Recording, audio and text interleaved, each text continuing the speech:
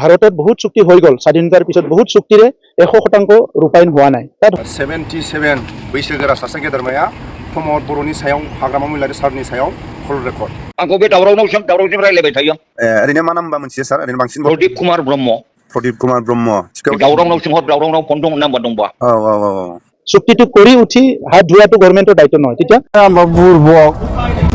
77 बैसोगोरा सासे गेदेरमाया प्रमद बर'नि सायाव हाग्रामा महिलारि सारनि सायाव कल रेकर्ड। मा बुंदों खोनासंना। प्रमद बर'आ बिटिआर एकर्डखौ लानानै हाग्रामा महिलारि सारा बिटिसि एकर्डखौ लानानै बिनि सायाव गंनैसो बैसोगोरा गेदेरमाया मा बुंखो कल रेकर्डआव खोनासंना। এটা চুক্তি কৰাৰ পিছত চুক্তি ৰূপায়ণ কৰাটো গভৰ্ণমেণ্টৰ দায়িত্ব। চুক্তিটো কৰি উঠি হাত ধোৱাটো গভৰ্ণমেণ্টৰ দায়িত্ব নহয়। তেতিয়া बुंबाय सार। दे प्रमद बर' सारा बिटिआर एकर्डनि दफाफोरखौ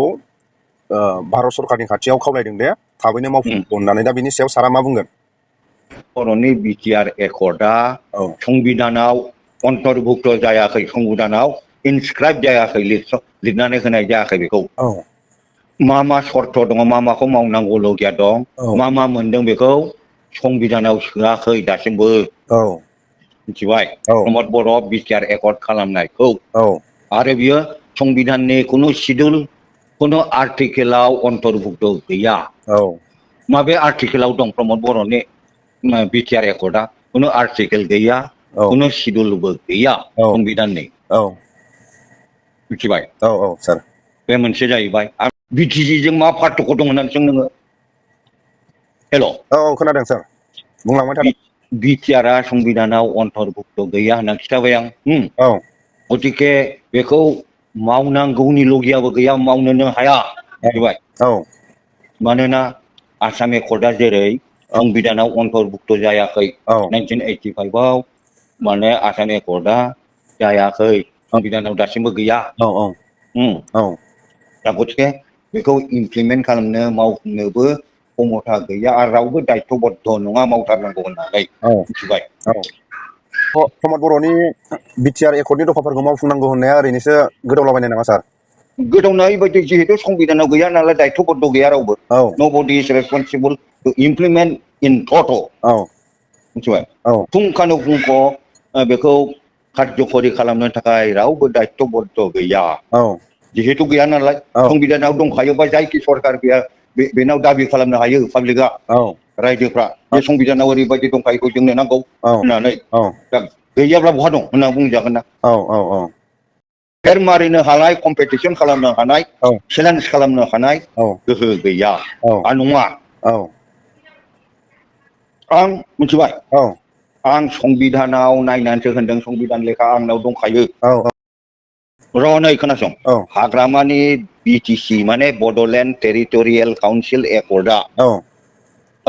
2003नि 10 फेब्रुवारियाव खालामनाया संबिधानाव दङ। मिथिबाय? ओमफ्राय बिटिसिआव मा होदों? 39टा आइटेम होदों। मिथिबाय? 39टा आइटेम। बिसोरो बेखौ सालायनो हागोन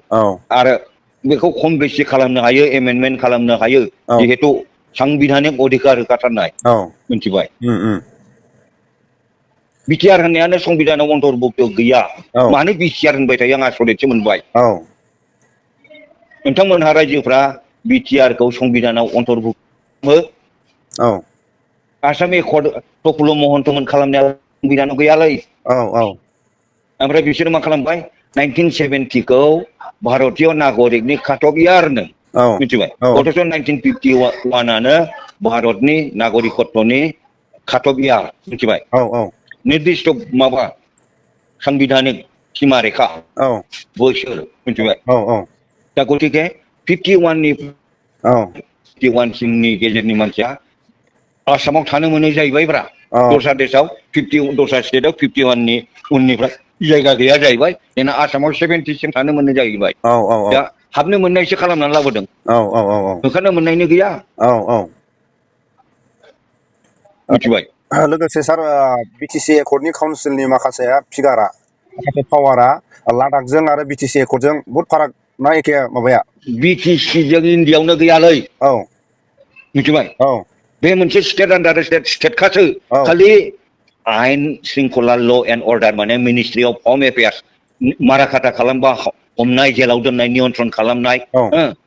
होख्रांहरनाय औ सिखाव हाबनायखौ खानाय एनकाउन्टार खालामनाया औ हम डिपार्टमेन्टआ स्टेटनाव थायो सेन्ट्रेलाव थायो औ स्टेटजों सेन्ट्रेलजों मिलायनानै औ आयेन शृंखलाखौ नियन्त्रण खालामो औ बाखियाथ' बिटिसि आवनो दंजोबो ना औ औ औ हाग्रामा फैनाय लोगो लोगो प्रमद बर' सारेन्डार खालामहरनायखौ औ हिमन्त बिश्वआ गथाय हरफिनदोंना हरफिनाखै औ औ माने जाय आसल सुक्ति खालामनाय जाय मिथिगौ मा मा दं बे मानसिया मोनफिनबाय नालाय थगायनानैथ' लानो हाला अननाय भाबै सेनाथ' लानो हाला बै बुर्बक हरनाय मथ' जायाना औ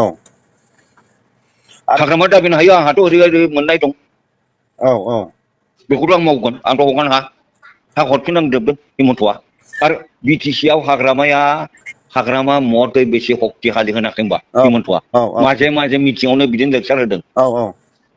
प्रमदखौ होनदों नामा बियो औ आरो नै दा साननैसो खोब बुंसोलायदों इउपिपिएल बा प्रमद बर'नि माखासे मानसिफोरा खमथायाव फैनाय लोगो लोगो माथो एक्सन डिबिफोरनि केसखौ बा रन्जन सारखौ हाग्रामा महिलारिया मानो दाबो बख'नो हायाखै होननाय बिनि सायाव मा बुंगोन सारा हाग्रामानि दायथ' गैयालै आदै औ मिथिबाय औ अर्गेनाइजेसनानो बिसोरो एनडिएफबि हाग्रामानिया बिएलटिमोन मिथिबाय औ औ बिएलटि बिभिएफ बर्ड अफ भलान्टियार फर्स मिथिबाय औ औ बियो एकर्ड खालामनायाव जोंनो एमनेस्टि होनांगोन माने क्षमादान होनांगोन होनखानाय दा हाग्रामाजों मावफाग्रा थांग' फांग' आखान्थिफ्रा बयबो दाय खालामनाया आन्दलनकारिफ्रा माफ मोननांगौ होनना कन्डिसन होखानाय जाय जाय हाग्रामानि मानसि होनदों बे गबायानो गासिबो हाग्रामाजों आंबो लोगो होननाया दाय गैयैफ्राबो दंबाबो गजोब्बाय गजोबदोंना रिहेबिलिटेसन साख्रि फिसा फिसौ मोननाय माबानाय सोरबाबा माबा सालायबाय मिनि बास सालायबाय टेम्पो सालायबाय बेटारि गारि सालायबाय माबा मोनसे होबाय दा माबानो प्रमद बर'नि एकर्डआव मा होदों जेनेबा शिक्षा स्कुल बसायनो हायो स्कुलाव फान्ड हरनो हायो बिटिसिआ प्रमद बर' मोनहा मा हरनो हायो मा मोन हेल' मास्टार एपइन्टमेन्ट होनो हायो थार्ड ग्रेड फर्थ ग्रेडखौ बिसोर होनो हायोमोन होदोंबो प्रमद बर'मोनहा हाग्रामानि दिनाव मा दंमोन मा खालामदों होनना फोसावैसो गिदिंदों जेबो गैया आरो प्रमद बर'आथ' बुंदों माथो जेब्ला बिटिआर एकर्ड जानायनि उनाव बिटिसिआव सान्थि फैदों आरो मोनफ्रोमबो खामानिखौ गोजोनै मावफुंनो हादों मा मावा बियो गाव माने आन्दलन खालामलिया होनना आन्दलन खालामाखै बेनो सान्थि असान्थि खालामग्रा बेनोमोन बेथा माने गुलुं गुजुं खालायग्राया प्रमद बर'आनो आरो एक नाम्बारा सार ना under his guidance all the miscreants were active expert आरो बियो एक्सपार्ट दा बिटिसि जेब्ला एकर्ड खालायनायाव हाग्रामा महिलारि सारा गावनि डिसिसन मथे माने बे एकर्ड खालामनाय ना बर' माखासे सिनियर गोरों गोराफोरजों सावरायनानै बे बिटिसि एकर्डखौ जेब्ला बिटिसि एकर्डखौ खालायगोन बे समाव साफ्रोमबो बिलटिनि केसा जोबनांगौ होननानै हाग्रामा महिलारि सारनि डिसिसन ना माखासे सिनियरफोरनि डिसिसन बियो सार सिनियरफोरजों बे सम्पर्क दंखायो माने बर' दैदेनगिरिफोर रायजो राजाफोरजों माने गोरोबनानै सावरायलायनानै बे डिसिसनखौ लादों बोरायनिनो साजेसन दानोथ' बे प्रमद बर'खौ नाख्लायनानैथ' सिनियर सिटिजेनफोर बोराय सोरबा प्रफेसार रिटायार्ड सोरबा अफिसार रिटायार्ड सोरबा डाक्टार रिटायार्ड सोरबा प्रिन्सिपाल रिटायार्ड गासिबो बोराय पार्टिया ज' दंजोबो ना हाग्रामा महिलारि सारजों साफ्रोमबो बर'नि साख्रिआवला हाग्रामा महिलारिया खामानिखौ मावबाय थायो सारनि मथे बेलाय माबा ब्रह्ममोनलाय दतमानिया माबा जनकलाल माबा ब्रह्ममोनलाय दतमानियालै अमर सिं ब्रह्म बेबोनो हाग्रामाखौ सापर्ट खालामो जनकलालाबो खालामो जनकलालाथ' IAS रेभिनिउ कमिसनार जानानैसो रिटायार जादोंना बियो ओमफ्राय सारा मा मावदोंमोन सिगां सारा मा माबायाव दंमोन सोरो सारखौ होनदां आंखौ आङो रेलवेआव अफिस सुपारिनटेन्डेन्टमोन रिटायार जाबाय बेसे सनाव मोनदोंमोन साख्रियाव 1980 साख्रि मावदों 2012 नि 31 आगस्टआव रिटायार जादों दासिमबो दं मा जायगानिफ्राय साख्रिखौ लायनाय जादोंमोन सार जोनोम जायगाया मस्ट अफ बेकवार्ड टिपकाय दैमुगुरि बे जायगायाव जोनोम मोननानै बे जायगानिफ्राय साख्रिखौ लादों आरो सार ना प्रथम पस्टिंआ तेजपुर कलिया भमरा दालाङाव सेकेन्ड टाइमाव ट्रेन्सफार जादों जगिगफा नरनारायण सेतु बानायनायाव ओमफ्राय 1997 माबायाव गौहाटियाव जेनेरेल मेनेजार कनस्ट्राक्सनाव मिथिबाय दा थानाय स्टेया मा जायगायाव थायो सार थानाया आङो आंनि फिसालाजों थाफायो रेलवे क्वार्टाराव निउ बङाइगाव रेलवे क्वार्टाराव औ फिसालाबो साख्रि मावदों औ फिसा फिसौ मा डिपार्टमेन्टआव सार फिसालाया बेबो फिसालाबो रेलावनो मेकानिकेल सारा बै समनिफ्रायनो हारिनि जाथिनि आन्दालनफ्राव मरेल सापर्ट साख्रि मावदोंबा मरेल सापर्ट होबोखादों आरो सारा औ जों माजे माजे रायलायो औ औ खायोमोन आं बर' लेंगुवेजनि आन्दलन जाजेनबा आं क्लास 7आवमोन औ एसामिस मिडियाम फरायनाय औ 7 मोनहैबायमोन जों औ ओंखायनो जोङो फ्रम दा भेरि बिगिनिं फरायजाला औ आंखौ बे दावरावजों रायलायबाय थायो ओरैनो मा नाम होनबा मोनथियो सार ओरैनो बांसिन प्रदीप कुमार ब्रह्म प्रदीप कुमार ब्रह्म थिखायाव दं दावरावनाव सोंहर दावरावनाव फन दं नाम्बार दंबा औ औ औ आदसा खोनासं औ बै जे टिभि चेनेलनि निथुमनि सयखिया होननाय गैया होमबा सासे दङ सार औ निथुमनि सयखियाया औ टिभियाव देखायदों औ हाग्रामाखौ सानसेखालि सोंदों बियो औ टिभियाव देखायदों औ नोंथाङा बिटिसि एकर्ड खालायबाय सालायबाय जाय हक नोंथांनि मथन नोंथाङा सालायदों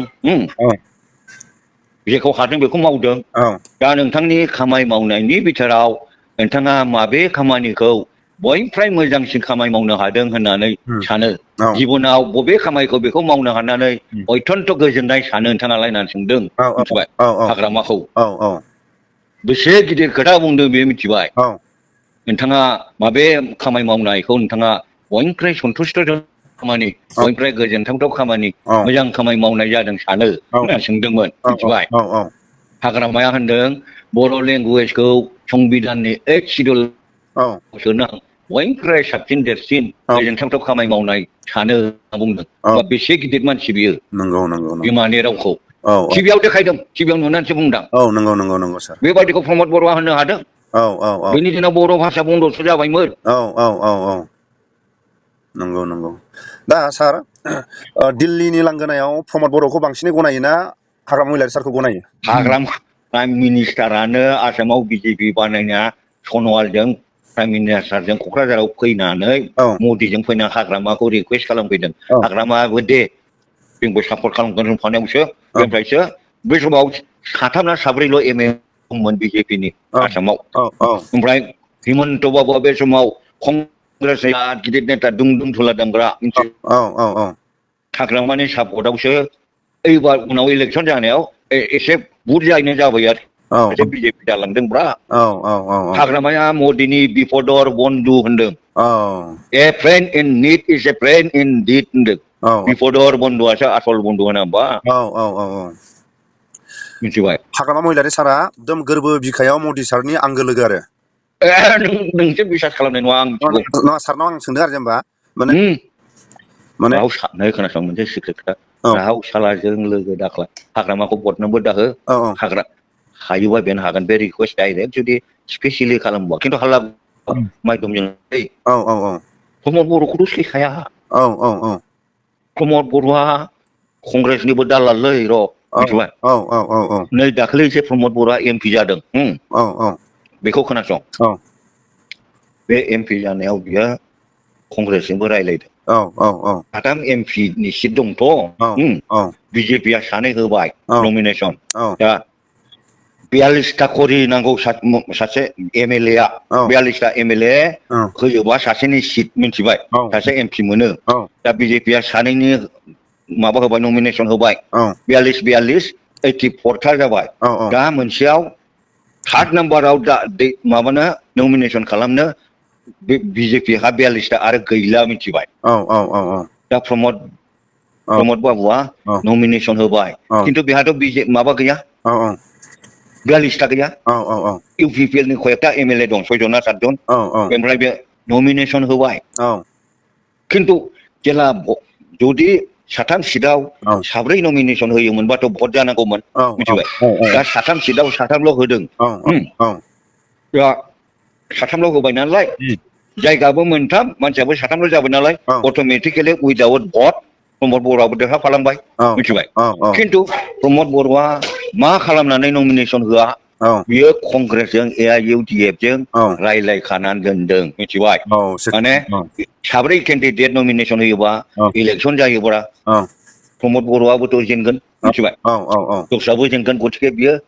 गावनि थाखाय भट होनो थाखाय 42टा बानायनो थाखाय कंग्रेसनि आरो AIUDF निखौ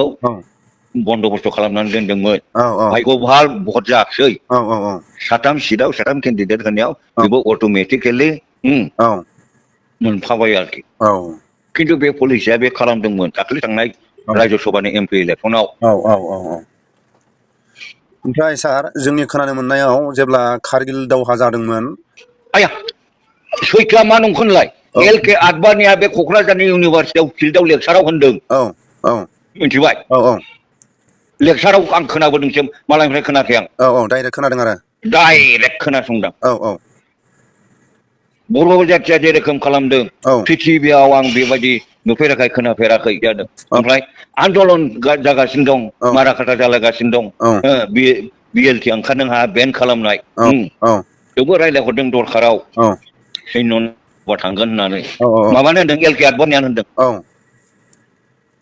ओमफ्राय बै हाग्रामानि दिनाव जे होख्रांला जोबहराखै होनबा मुसलमानफोरखौ तखन BJPनि नेताफ्रा फैनानै माबाफ्रा रिपर्टारफ्रा बर'फ्रा बिराद खयथा लीला खालामदों माबादों होननानै बुंदों बिसोरनि सिगाङाव LK आडबानि मोननि सिगाङाव तखन LK आडबानिया होनदों बर' लोगों कितना मारा ओ हिसाब कहाँ है होनना बुंदों मिथिबाय बर'फोरखौ बेसेबां बुथारदों बे हिसाबा बहा दं बिसोरखौलाय बुथारदोंना बुथाराखै बेसेबां ओरैबायदि होनदों नोंथांमोनहा दस्राखौ खिथाबाय बर'खौबोथ' बुथारदों ओ हिसाब कहाँ है होनदों बिदि होनफैदोंलै ओमफ्राय माबाया माबाया बदरुद्दिन आजमला मुसलमानफोरखौ लानानै बम्बाइआव प्रसेसन होदोंमोन मिथिबाय बम्बाइआव प्रसेसन होनायाव बै जे उद्धब ठाकरे हेल' खोनादों हेल' औ उद्धब ठाकरेआबो उल्टा नेक्स्ट देआवनो बेनि डाबल माबा लानानै प्रसेसन खालामफिनदों इन सापर्ट अफ हाग्रामानि माबा मिथिबाय हाग्रामा गाज्रि खामानि मावदों होननानै प्रसेसन खालामनायखौ इन सापर्ट अफ हाग्रामा बिसोरबो प्रसेसन खालामदों दिल्लीनि जन्तर मन्तरावबो माबाबावदों मिथिबाय हाग्रामा महिलारि सारनि जानानै औ औ BPF इज राइट ओरैबायदि होननानै जोबथारनायाव सारा नैबेखौ फंनैसो क्लियार बुंबावगोन नामा माखौ BTC एकर्डआ आयेनजों लाबोजानाय आरो बिटिआर एकर्डआ आयेनजों लाबोजानाय एकर्ड नङा होननानै बिनि सायाव बबे नंगौ नंगौ नंगौ औ संबिधानाव अन्तर्भुक्त जायाखै आं औ BTR accord is not constitutionally recognized औ होननानै आं मेसेजाव हरबाय थायो औ औ सांबिधानिक भाबे स्वीकृति प्राप्त नङा BTR एकर्डआ औ so nobody is responsible to implement it होननानै हरबाय थायो आं औ अब्ला दिनैनि समाव दिल्लीनि लांगोनायाव प्रमद बर'आ ससियेल मिडियाआव बिटिआर दफाखौ जाफुंनांगौ होननाय बाथ्राया ओरैनो नंखाय हस्टिस खालामनायसै नामा सार संबिधानाव बियो लिरहो औ एमेन्ड खालामो संबिधानखौ औ एप्रभ जानांगोन माबायाव संबिधानाव नङाबाथ' नङैखौ जों बोरै माबानो औ खुनु फैद' गनायनो हाया प्रमद हस्टिस खालामनायखौ जेनेबा औ नों आंनि मोसौखौ खावदों हो औ औ आं केस होगोन औ मोसौ खावनायनि बिसारनि थाखाय औ कर्टआव केस दंखायो औ आयेनाव दंखायो औ औ थबेसो नोंखौ खागोन औ औ मिथिबाय औ औ आयेनाव दंखायोब्लासो खागोन ना औ औ दा बिटिआर एकर्डआ जुदि संबिधानाव दंखायोब्ला बेखौ मावनांगोन BTC एकर्डआ जुदि संबिधानाव दङबा मा दं बेखौ हाग्रामा पार्टिया बिब्ला होनांगोन हाग्रामा ओंखायनो हा एमेन्डमेन्ट दंखायोलै संबिधानाव होनना बुङोना बे आरो प्रमद बर'आ होनदोंना जोंहा बिटिआर एकर्डआ संबिधानाव एमेन्डमेन्ट खालामनायखा होनदोंना बिक्रम दैमारिया होनबाय थायोलै बिटिआर एकर्डआव बिसोरखौ निमाहा होनायनि माबा खोथा दं ने होननाय सोंबाय थागासिनो दं दामानि गैया एमनेस्टि माबा गैया कन्डिसन गैया रन्जन दैमारिखौ मोसौ बादि लाबोदों सय होदों आरो दोबैदों प्रमद बर'नि बुद्धिखौ नायदों नोङो ओमफ्राय दा हाग्रामानाव लेटायो हाग्रामानि दायथ'आ गैया सहियानो खालामाखै बे दा बुंनो दे हाग्रामा महिलारियाबो उइटनेस दं होननानै माखासे बे प्रमद बर'नि माखासे मानसिया बुङो दे प्रमद बर'नि हिमन्तआबो उइटनेस दं औ हम मिनिस्टाराबो उइटनेस दं औ साखिया मेरला दं नट अनलि हाग्रामाल' नङाना बा BTC एकर्डआव जेरै हाग्रामा महिलारा बुंदोंमोन दे जोङो BTC एकर्डखौ खालामोबा बिलटिनि केसा जोबस्रांनांगोन बिटिआर एकर्डआव सान्ति सक्तिया जामारोबा XNDP फोरनि केसा जोबनांगौ होननानै बुंनो हानाय लिडार गैयामोन नामा सार बिसोरसो मा नांजाहैदों मा खालामनाय जादों औ दा ओरैनो जुदि नाहरोबा बेबायदि बुंनो हानाय लिडार गैयामोन आरो बे समाव नङा होमबा दंब्ला बोरैथो औ आरो बबेबायदि जों मोसाफाखो प्रमद बर'मोनजोंलाय औ बयबो गजोमसै होननानै औ औ हाग्रामाया सहिबो खालामफायाखै उइटनेस खालामनाया मिनिस्ट्रि अफ हम एफेयार्स अमित शाह पर्यन्त दं हिमन्त पर्यन्त दं मिथिबाय औ बिदि साखियालाय उमुक उमुकजों फिसिखि खादों आंबो नुदों होननायल'सो जाबायना औ औ दा सार जोबथारनायाव जेब्लासिम बिजेपि सरकारा थागोन खुंथायाव बे बिजेपिखौ लाबोनो हानाय सासे गेदेरमाया नागाराथ' बेखौ प्रमदखौ बाद होना हाग्रामाखौ अनसायफिननायखौ नुवाखैनो एबार औ आरो बियो 2 नम्बरनि बुद्धि गैयालै सिबाय सादा सिदा औ औ मा खामानि मावनायखौ नों गोजोनो होनायाव बर' भाषाखौ संबिधाननो 8 सिडुलाव सोनो हानायानो गावनि गोजोनथाव खामानिनो बियो होमबा बेसे गिदिर खोथा बियो हाग्रामा महिलारि सारा एक्सपिरियेन्सफोरखौ भाग भाग सोरखौबा साख्रि सोरखौबा गारि ड्राइभार सोरखौबा थिखादार खालामनो हानायाथ' बर' हारिनि थाखाय जोबोद गनायथाव नङा होमबा सार सिआरपि सिआइएसएफ औ नानानथाव सोख'दोंथ' औ बिएलटिनि मानसि होनबाथाय औ सिआरपिआव सोद्लाजोबदों औ सिआइएसएफआव सोद्लाजोबदों औ मिथिबाय दा प्रमद बर'आ जेब्ला एकर्ड जानायनि उनाव सोरबा साख्रि मावनो गोसो गोनाङा थांथोंसै सोरबाया ड्राइभार जानो गोसो ड्राइभार जाथोंसै सोरबा थिखादार जानो गोसो जाथोंसै होननायथ' जों खोनायासै प्रमद बर'निफ्राय सार नङा होमबा खोनाखै माने जेलाव जोबहैफिनदोंसो नाब्रा औ फोरमायहरनाय माने औ संबिधानाव गैयैखौ लोगो दाजा औ औ बे हाग्रामा औ खेथि खालामनायाव माबा बाखि दंबा नायै उमुगा जायाखै थुमुगा जायाखै होन औ दंखायोखौ संबिधानाव नायनानै औ संबिधानाव दंखौ औ बे बबाव मा लिरना गारबोदों जों मा मिथिगौ औ औ औ औ दे सार जागोन दे मिथिबाय औ औ औ मिथिबाय नंथारैयाव जागिदों टाइम लस जाखोन दे दे संबिधानाव हाबोदोंना बिसोरो औ औ औ এনেকুৱা হয় নেকি চাওক যিটো দহটা ছিক্স শিডিউল কাউন্সিল আছে এই কাউন্সিল কিছুমান কাউন্সিল 1952 চনতে গঠন হোৱা কিছুমান কাউন্সিল পিছত গঠন হোৱা কিন্তু যিখিনি ক্ষমতা ছিক্স শিডিউলৰ দ্বাৰা এটা দিয়া আছে তাত কিছুমান ক্ষমতা নাই যিখিনি অত্যন্ত দৰকাৰ ইয়াৰ ভিতৰত এটা হ'ল ফাইনেন্সিয়েল পাৱাৰটো নাই এতিয়া ফাইনেন্সিয়েল পাৱাৰ বা হোম পাৱাৰ এতিয়া হোমটো দিব নোৱাৰে বেলেগ কথা কিন্তু ফাইনেন্সটো দিব পাৰে ইয়াৰ কাৰণে প্ৰভিজন আছে আৰু ইয়াৰ বাহিৰে আজি কাউন্সিলটো ষ্ট্ৰং কৰাৰ কাৰণে তাত ডিফেকশ্যন ল' বিলাক নচলে আৰু বহুতখিনি তাত মানে প্ৰভিজনছ আছে যিখিনি তাত কাৰেকশ্যন কৰিব পাৰে তো সেইখিনি কৰিবৰ কাৰণে 125 এমেণ্ডমেণ্টটো বিচৰা হৈছে আৰু 2019 চনৰ 6 ফেব্ৰুৱাৰীত ৰাজ্যসভাত সেইটো টেবল কৰা হৈছিলে ইয়াৰ পিছত ডিবেটো হোৱা নাই পাছো হোৱা নাই কেঞ্চেলো হোৱা নাই চ' ৰাজ্যসভাত এইটো আমি আহি থকা যিটো পাৰ্লামেণ্ট ছেশ্যন হ'ব তাত আমি সেইটো প্ৰেছাৰ দিম আৰু অলৰেডি নেশ্যনেল লিডাৰশ্বিপৰ লগত আমি কথা পাতি আছো লোকসভাৰ MP আৰু মই আৰু আমাৰ বিভিন্ন প্ৰজাতি দল আমি ইতিমধ্যে লগ কৰি আছো আৰু আমি লোকসভাটো আমি চেষ্টা কৰিম ৰাজ্যসভা লোকসভা দুইটাতো যে বিলটো আহিব লাগে কাৰণ এটা চুক্তি কৰাৰ পিছত চুক্তি ৰূপায়ণ কৰাটো গভৰ্ণমেণ্টৰ দায়িত্ব চুক্তিটো কৰি উঠি হাত ধোৱাটো গভৰ্ণমেণ্টৰ দায়িত্ব নহয় তেতিয়া সমস্যা হৈ ৰৈ থাকিব সেইকাৰণে আমি বিচাৰো যে সমস্যাটো সমাধান হ'ব লাগে আৰু আমি যিহেতু সংগ্ৰামী এটা পথৰ পৰা অহা বা সংগ্ৰামী এটা পৰিক্ৰমাৰ পৰা অহা গতিকে আমাৰ দায়িত্ব আছে আমি এইটো ভালদৰে জানো এই অঞ্চলৰ বড়ো জনগোষ্ঠীৰ লগতে যি জনগোষ্ঠীবোৰ বসবাস কৰে ইয়াত উন্নয়নটো যদি সমানে সমানে আগবাঢ়ি যাব লাগে কাউন্সিলটো ষ্ট্ৰেংথেন কৰিব লাগিব চাওক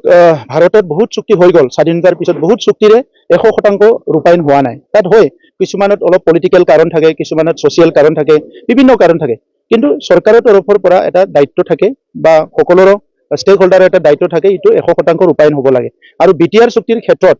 এইটো এনেকুৱা এটা চুক্তি আছিলে এইটো কাৰো কাৰণে ক্ষতি কৰা এটা চুক্তি নাছিলে ইয়াৰ অকল শান্তি প্ৰতিষ্ঠা কৰা সমস্যা সমাধান কৰা আৰু 6 শিডিউলটো ষ্ট্ৰেংথেন কৰাৰ কাৰণে এই চুক্তিটো আছিলে গতিকে এই চুক্তিত কোনো এটা দফা ৰূপায়ণ কৰিব নোৱাৰা বুলি আমি ভাবা নাই এইটো ৰূপায়ণ কৰিব পাৰে সময় অলপ লৈছে গভৰ্ণমেণ্টে আমি আশা কৰিছো যে যথা সময়ত এইটো 100% ৰূপায়ণ কৰিব আৰু কৰিব লাগিব থেংক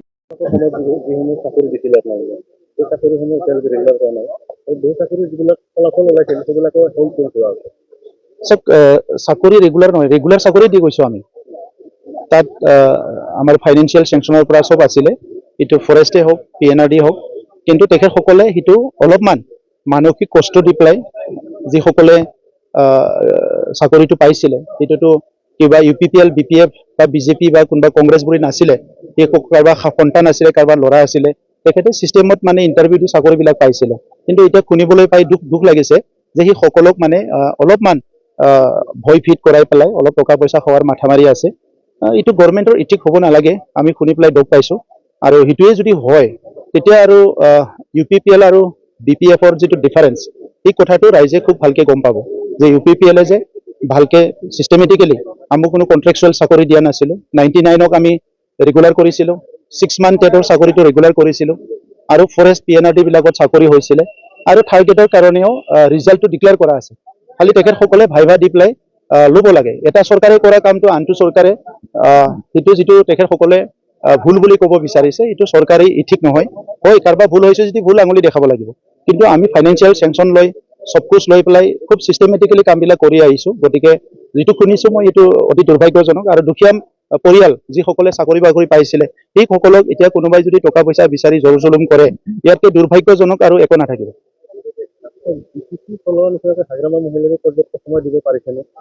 এইটো আপোনালোকেহে ক'ব লাগিব মই এতিয়াই এইবিলাক কথা ক'ব বিচৰা নাই চৰকাৰ চলাই আছে তেখেতসকলে চলাই থাকক আৰু আপোনালোকে চতুৰ্থ স্তম্ভ হিচাপে কি ভাল হৈছে কি বেয়া হৈছে এইটো ৰাইজৰ ওপৰত দাঙি ধৰাটো মই আপোনালোকৰ কাম বুলি ভাবোঁ আমাৰো কাম বিৰোধী হিচাপে আমিও সময়মতে কৈ যাম থেংক ইউ